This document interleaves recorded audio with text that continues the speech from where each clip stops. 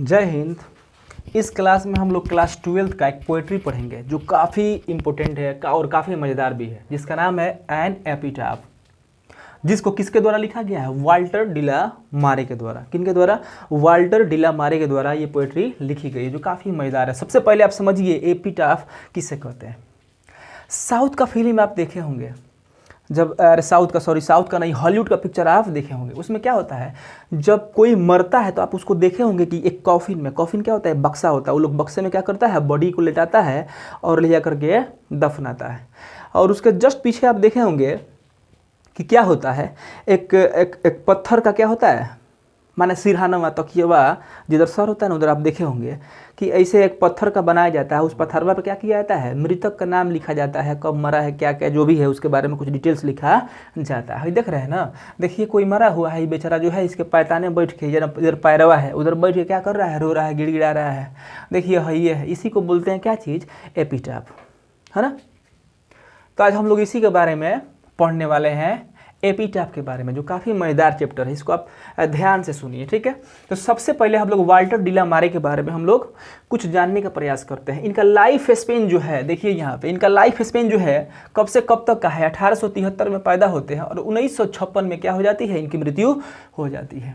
Was born in the village of Carlton in Kent, England.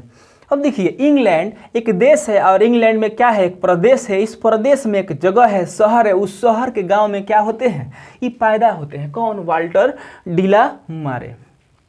He lost his father at age of 4 and had to move with his family to London. 4 साल के as में ही, 4 साल की उम्र में ही ये अपने पिता को खो देते हैं और उनको अपने परिवार के साथ लंदन जाना पड़ता है शिफ्ट होने के लिए, ठीक है। उसके बाद देखिए, he is known for his sensitive concern with world of children and world of supernatural। अब देखिए, ये कवि जो है ना, काफ़ी सेंसिटिव कंसर्न की वजह से जाने जाते हैं। सेंसिटिव कंसर्न का मतलब क्या चीज़, काफ़ी संवेदनशील चिंताओं की वजह से ये प्रख्यात हैं, काफ़ी प्रसिद्ध हैं, है ना।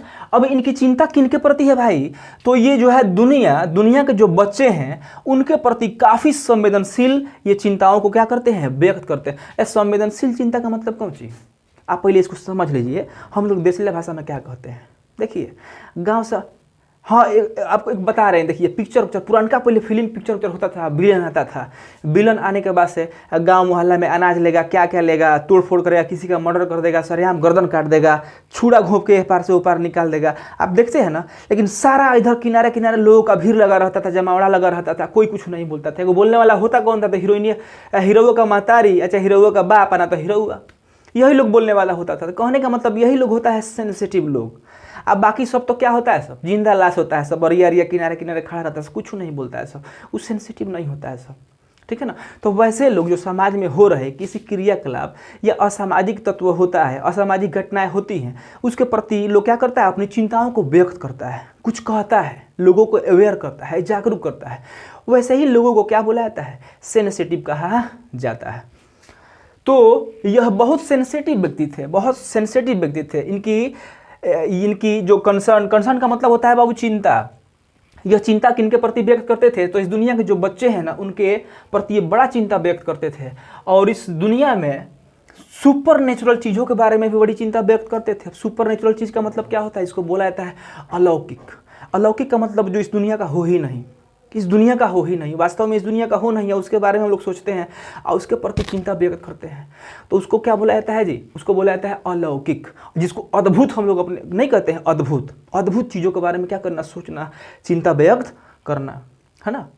तो उसको बोलते हैं अलौकिक, सुपर नेचुरल। तो इन चीज़ों के प्रति वो बड़ा चिंता व्यक्त करते थे। अब देखिए, his songs for children and peacock pie, उनकी 2 रचनाएं हैं जिसका नाम है song for children and peacock pie, depict world of dream. इनकी 2 रचना है, सॉन्ग फॉर चिल्ड्रेन और पिकॉक पाई। जब इन्हें पढ़िएगा ना बाबू, तो पढ़ने के बाद आप भी सपना की दुनिया में खो जाइएगा। देखिए क्या कह रहा है, डेपिक्ट वर्ल्ड ऑफ ड्रीम, यानी यह क्या करता है, इनकी दोनों रचनाएं जो है क्या दिखाती हैं, क्या दर्शाती हैं, क्या बताती हैं, तो ड्रीम की दुनिया को दर्शाती हैं, बताती हैं। ये दोनों रचना पढ़िएगा ना बाबू तो आप भी सपना में खो जाइएगा, सपनों की दुनिया में, है ना। तो इनकी रचनाओं की क्या है, ये खासियतें हैं, खूबी हैं, है ना।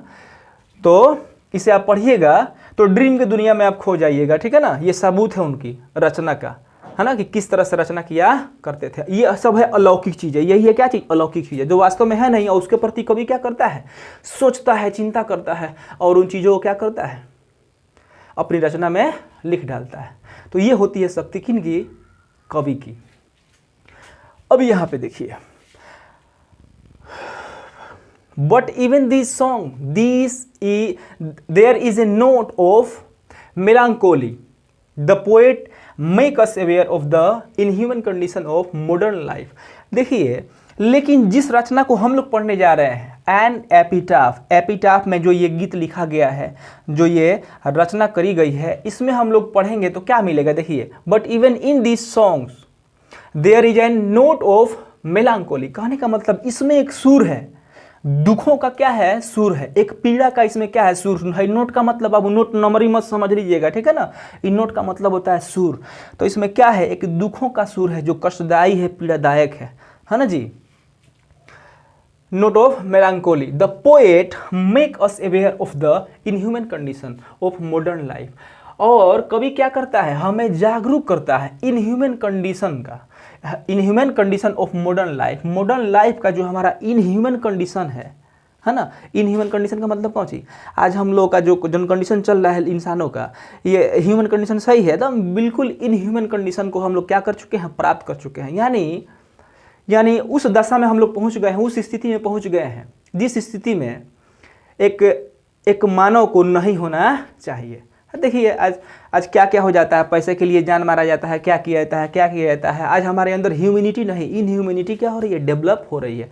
तो आज हम लोग इनह्यूमन कंडीशन को प्राप्त कर चुके हैं। तो इन्हीं चीज़ों के बारे में कभी क्या करता है, हमें अवेयर करना चाहता है। मॉडर्न लाइफ की जो हमारी आज स्थिति बन चुकी है, इसके बारे में कभी हमें क्या करना चाहता है, अवेयर करना चाहता है, जागरूक करना चाहता है। He shows his genius by evincing fresh interest in old themes। अब देखिए, he shows his genius, genius का मतलब जानते हैं, प्रतिभा होता है। जीनियस का मतलब प्रतिभा, वो अपनी प्रतिभा को क्या करता है, दिखाता है। by evincing fresh interest in old themes, वह ओल्ड थीम्स को लेता है। थीम्स का मतलब समझिए विषय वस्तु। यह क्या करता है, अपनी प्रतिभा को जो है ना ये दिखाने या काम करता है, किसके माध्यम से, पुराने ओल्ड थीम को ले रहा है और उस पर रचना किया हुआ है, और उस रचना के माध्यम से क्या करता है बाबू, अपनी प्रतिभा को क्या करता है, दिखाने या काम कवि करता है। Queen Elizabeth two honoured him with the order of merit in 1953।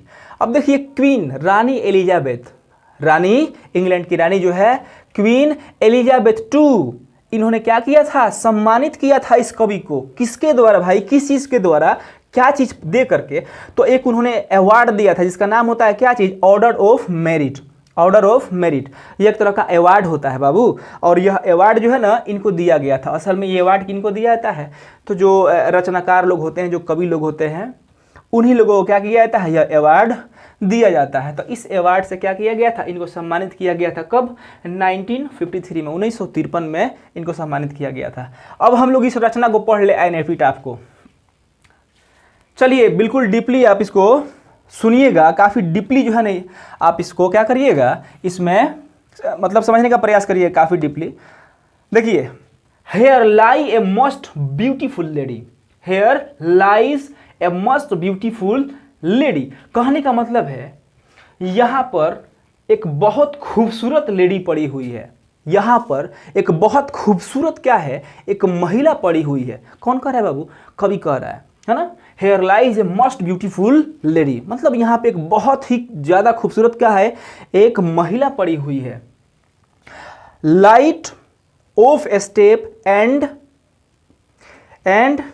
Hurt was she. अब कहने का मतलब देखिए, light of step and heart was she, कवि कह रहा है कि वो क्या थी, तो लाइट ऑफ स्टेप थी। कहने का मतलब है कि वो अपने आप में एक तरह का क्या थी जी, प्रकाश थी, और और वो क्या थी, एक मतलब हर्ट भी थी। हर्ट करने का मतलब क्या है, उसका कहने का तात्पर्य यह है कि वह एक प्रकाश थी अपने आप में, इतनी सुंदर थी, इतनी खूबसूरत थी कि उसके शरीर से, बदन से क्या निकलता था, प्रकाश निकलता था, और उसके अंदर प्रेम भी बहुत था। हर्ट का मतलब यहाँ पे दिल नहीं, मतलब कहने का सेंस ये है कि वो क्या था कि मतलब वो प्रेम की समझ लीजिए कि उसके अंदर क्या हो, समंदर हो, है ना, उसके हृदय में क्या हो, प्रेम का क्या हो, समंदर हो। तो light of step and heart, वह क्या थी जी, वाज सी, मतलब कि वो लाइट थी, एक तरह का प्रकाश थी। खूबसूरती का क्या थी जी, प्रकाश थी। कहने का मतलब है वो जहां जाती थी उजाला बिखेर देती थी, प्रेम की देवी लगती थी। उसके अंदर लगता था कि प्रेम का क्या बह रहा है भाई, तो दरिया बह रहा है, समंदर है इसके अंदर प्रेम का, है ना। और इतनी खूबसूरत थी, जहां जाती थी प्रकाशमय कर देती थी, और खूब घूमने फिरने का शौकीन थी वो, ठीक है ना। तो इस तरह की थी। अब देखिए वो जहां जाती होगी बेचारी, रोशनी बिखेर देती होगी, एगो हम लोग जहां जाएंगे वहां अनहरिया बिखेर देंगे ना जी, अंधेरा फैला देंगे। तो कवि ये कहने का मतलब ये है। उसके नीचे देखिए, I think she was the most beautiful lady, मुझे लगता है, मैं सोचता हूं कि वो सबसे ज्यादा खूबसूरत लेडी थी, मतलब औरत थी। वह सबसे ज्यादा क्या थी जी, खूबसूरत औरत थी। That even was in the West Country, जो कभी इस वेस्ट कंट्री में रहा करती थी, इस पश्चिमी देश में जो कभी रहा करती थी, जो अब नहीं है। देखिए,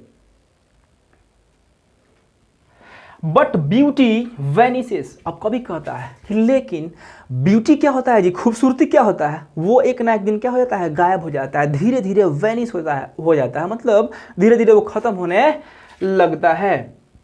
ब्यूटी पासेस, ब्यूटी क्या हो जाता है जी, पास हो जाता है। देखिए आप लोग कितना हो जो है ना, फेयर लवली क्रीम क्या कर लीजिए, लपेट लीजिए, भले मुंह छोड़ के गर्दन तक। अब देखिए ना, इतना हम लोग क्रीम का शौकीन है कि हे जा मुंह तक, गर्दन तक, पूरा हाथ पैर पूरा हम लोग पूरा लपेट लेते हैं, और जवानी में बड़ा सुंदर होते हैं। लेकिन वक्त आता है, धीरे धीरे जवानी जाता है, खत्म होता है, और खूबसूरती भी धीरे धीरे क्या हो जाता है जी, ढल जाता है ना। तो वही कह रहा है कि आप कितना हो सुंदर क्यों ना हो, लेकिन ये धीरे धीरे क्या हो जाता है जी, वैनिश हो जाता है, पास हो जाता है, खत्म हो जाता है, आप बुढ़ापा को प्राप्त कर लेते हैं ना जी।